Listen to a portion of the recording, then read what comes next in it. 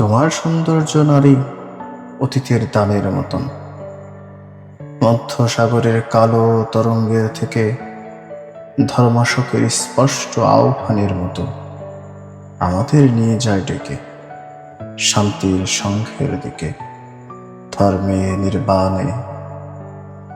তোমার মুখের স্নিগ্ধ প্রতিভার পানে অনেক সমুদ্র ঘুরে ক্ষয়ে অন্ধকারে দেখেছি মনিকা আলো হাতে নিয়ে তুমি। সময়ের শতকের মৃত্যু হলে তবু দাঁড়িয়ে রয়েছে শ্রেয়তর বেলাভূমি। যা হয়েছে, যা হতেছে, এখনই যা হবে তার স্নিগ্ধ মালতী সৌরভ।